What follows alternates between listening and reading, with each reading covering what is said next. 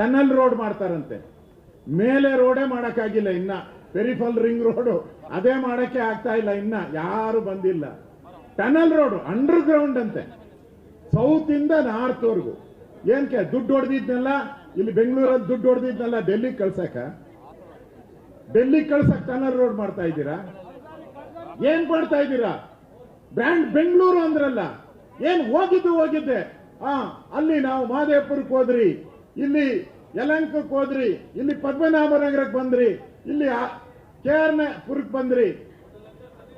ಸಲಹೆ ಬಂತು, ಏನು ಪತ್ರಿಕೆಯಲ್ಲಿ ನಾನು ನೋಡಿದೆ, ರಾಶಿ ಸಲಹೆಗಳು, ಸಲಹೆಗಳಂತೆ ರಾಶಿ.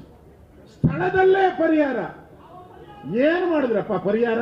ನೀವು ಪರಿಹಾರ ಮಾಡಿದ್ರೆ ಯಾಕ್ರಿ ಬೆಂಗಳೂರು ಬ್ಯಾಡ್ ಬೆಂಗಳೂರು ಆಗ್ತಾ ಇತ್ತು? ನೀವು ಸಭೆ ಮಾಡಿದ್ರಲ್ಲ ಎಲ್ಲ ಕಡೆ ಹೋಗಿ, ಎಷ್ಟು ಹಣ ಬಿಡುಗಡೆ ಮಾಡಿದ್ರಿ ಹೇಳ್ರಿ? ಅಹವಾಲ್ ಬಂತಲ್ಲ, ಜನ ಅಹವಾಲ್ ಕೊಟ್ರು, ನಮ್ ಮೋರಿ ಸರಿ ಇಲ್ಲ, ನಮ್ ಕಸ ಸರಿ ಇಲ್ಲ, ಫ್ಲೇವರ್ ಆಗಿಲ್ಲ, ಸ್ಕೂಲ್ ಇಲ್ಲ, ಆಸ್ಪತ್ರೆ ಇಲ್ಲ, ಕುಡಿಯಕ್ಕೆ ನೀರಿಲ್ಲ.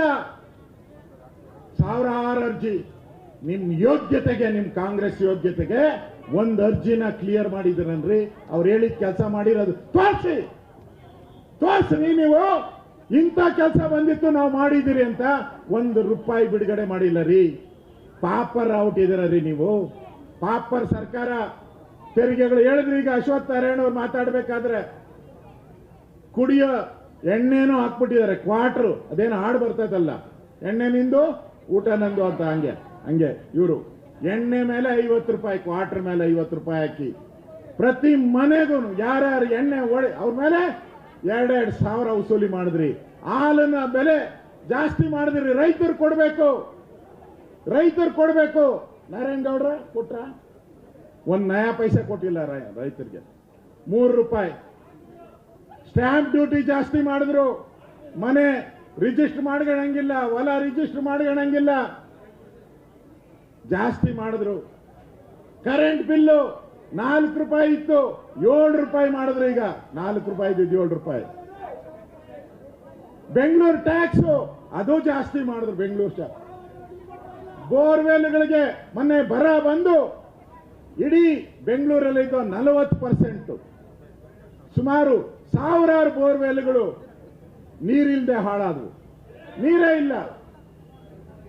ಇಲ್ಲ. ನಾವು ಕೇಳಿದ್ರು ಎಲ್ಲ MLA, ಮುನ್ರಾಜು ಬರ್ತಾ ಕಾರಲ್ಲಿ ಹೇಳಿದ್ರು, ಸರ್ ನಾನು ಇದುವರೆಗೂ 40 ಪತ್ರ ಬರೆದಿದ್ದೀನಿ ಮುಖ್ಯಮಂತ್ರಿಗೆ, ಉಪಮುಖ್ಯಮಂತ್ರಿಗೆ, ಕಮಿಷನರ್ಗೆ. ನಾನು ಹೇಳಿದೆ ರಿಪ್ಲೈ ಬಂತ ಅಂತ. ಒಂದಕ್ಕೂ ರಿಪ್ಲೈ ಬಂದಿಲ್ಲ ಸರ್, ನಾನು ಹೈಕೋರ್ಟ್ಗೆ ಹೋಗ್ತಾ ಇದ್ದೀನಿ. ಅಂದ್ರೆ ಈ ಸರ್ಕಾರದಲ್ಲಿ ಏನು ಆಗಂಗಿಲ್ಲ. ಕೋರ್ಟ್ ಮೆಚ್ಚಬೇಕು. ನಾವೀಗ ನಿಮ್ ರೋಡ್ ಆಗ್ಬೇಕಾ, ನಿಮ್ಗೊಂದು ಬೋರ್ವೆಲ್ ಬೇಕಾ? ಕೊಡಲ್ಲ ಇವರು. ನಾವು ಕೋರ್ಟ್ಗೆ ಹೋಗಿ ಬೋರ್ವೆಲ್ಸ್ ತರ ಸ್ಥಿತಿಗೆ ಕರ್ನಾಟಕದಲ್ಲಿ ಬೆಂಗಳೂರನ್ನ ತಂದ್ಬಿಟ್ಟಿದ್ದಾರೆ.